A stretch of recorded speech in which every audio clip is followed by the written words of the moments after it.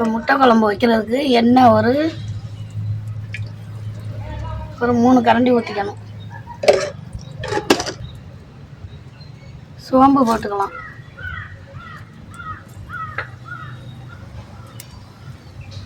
மூணு பச்சை மிளகாய்,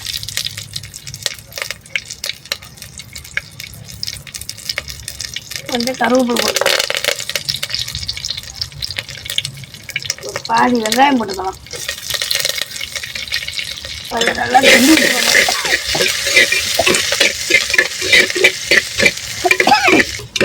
நான் அரைச்சி வச்ச வெங்காயம் கொஞ்சம் சேர்த்துக்கலாம். ஒரு டீஸ்பூன் போட்டுக்கலாம்.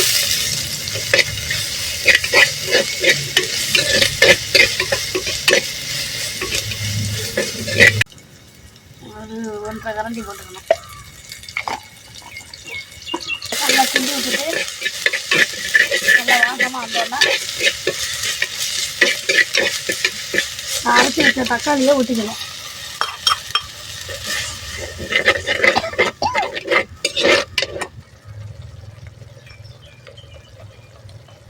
ஒரு 1/2 டீஸ்பூன் மஞ்சத்தூள் போடுறேன்.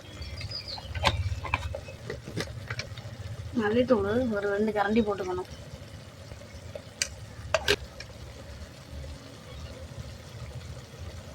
மிளகாத்தூள் ஒரு 1/2 கரண்டி.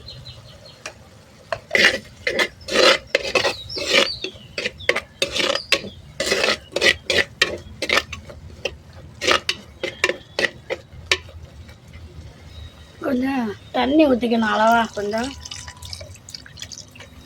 கொதிக்கிற மாதிரி கொஞ்சம் தண்ணி ஊற்றிக்கணும்.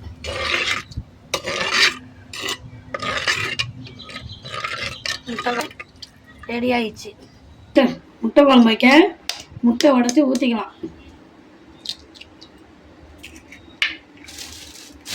4 முட்டை ஊற்றுறேன்.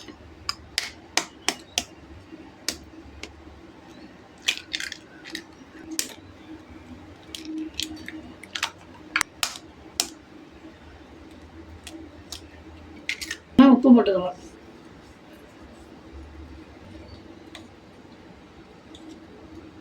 மஞ்சத்தூள் 1/4 கரண்டி போட்டிருக்கேன். ஒரு 4 ஜீரகம் போட்டிருக்கேன்.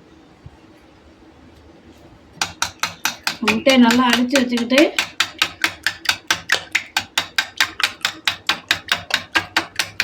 பனியார சட்டியை அடுப்பில் வச்சாச்சு.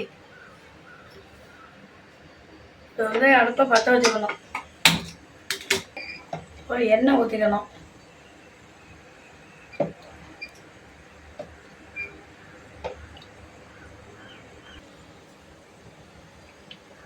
முட்டை ஊற்றிக்கலாம். முட்டை ஊற்றியாச்சு. ஊற்றி முடிச்சாச்சு. திருப்பி போட்டுக்கலாம். வந்தோடனே ஆஃப் பண்ணிடணும். அடுப்பை ஆஃப் பண்ணிவிட்டு தேவையான உப்பு போட்டுக்கலாம். அரைச்சி வச்சு தேங்காய் எடுத்து முட்டை குழம்புக்கு ஊற்றிக்கலாம். முதல் சொன்னோம்ல, முட்டை குழம்புக்கு சோம்பு மிளகு அரைச்சி ஊற்றிருக்கேன். இப்போ முட்டை குழம்பு ரெடி. இப்போ மூடி வச்சுட்டு குழம்பை வந்து கிண்டி விட்டுட்டு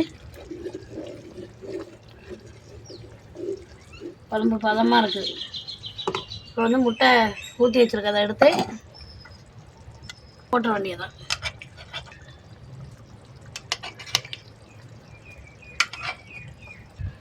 இப்போ நல்லா கொஞ்சம் கிண்டி விட்டுட்டு முட்டையெல்லாம் போட்டாச்சு. நல்லா அதை கிண்டி இறக்கிற வேண்டியதான். இப்போ குழம்பு நல்லா கிண்டி விட்டுட்டு மல்லித்தழை போட்டுக்கலாம். மல்லித்தழை தூவியாச்சு. முட்டை குழம்பு ரெடி. சாப்பிட வாங்க.